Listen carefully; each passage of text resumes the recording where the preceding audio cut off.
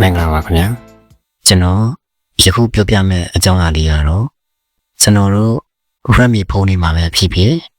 အခြားသောဖုန်းတွေမှာပဲဖြစ်ဖြစ်ဖုန်းအတစ်တွေမှာပေါ့နော် power ပိတ်တဲ့အခါမှာ power button လေးကိုနည်းနည်းကြာကြာဖြည်းဖြည်းလွှတ်လိုက်တဲ့အခါမှာ power ပိတ်ဖို့အတွက် screen မပေါ်လာဘဲနဲ့အခြား screen ကြီးပေါ်နေတာကိုဘယ်လိုဖြည့်ရှင်းရမလဲဘယ်လိုပြပြရမလဲပေါ့နော်ဖုန်းပိတ်လို့ရတော့အောင်ဘယ်လိုလုပ်ပြရမလဲဆိုတဲ့အချက်လေးကိုပြောပြဒီမှာဖြစ်ပါတယ်ဒီအစီအမပြေတာလေးတွေကကြတော့ဖုန်းအတစ်တွေမှာဖြစ်လို့ရှိပါတယ်ဒါကြောင့်မို့နဲ့ဖုန်းပိတ်လို့ရတော့အောင်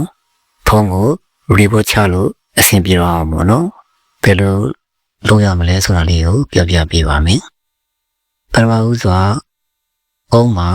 SETI ဆိုတဲ့ software လေးကိုရှာပြီးတော့မှနေလိုက်ပါနော်ပြီးရင်ကျွန်တော်တို့ဒီက search မှာတစ်ချက်နေပြီးတော့မှ power လို့ရက်လိုက်ပါနော် POWER power လို့ရက်လိုက်ပါရက်လိုက်တယ်ဆိုလို့ရှိရင်ဒုတိယအကြောင်းပေါ့နော်ဒီနေရာလေးမှာjust to shortcut ဆိုတဲ့ပါတဲ့စာကြောင်းလေးပါတဲ့အကြောင်းလေးပေါ့နော်ဒီဒုတိယအကြောင်းလေးအဲ့ဒါလေးကိုတစ်ချက်နေလိုက်ပါပေါ်လာတဲ့စီမှာဒီဘက်ကဘယ်ကွက်လေးကိုဒီကွက်လေးကိုတစ်ချက်နေပြင်လိုက်ပါနော်ဒါဆိုလို့ရှိ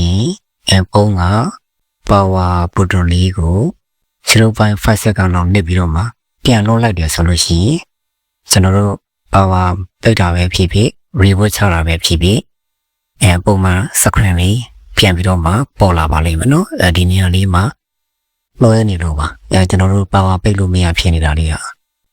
ဒါဆိုလို့ရှိရင်ဒါဆိုရင် power ပိတ်လို့ရတော့ပါလိမ့်မယ်နော်ဒါဆိုရင်အဆင်ပြေတော့ပါပြီကျေးဇူးတင်ပါတယ်အဆင်ပြေကြပါစေခင်ဗျာ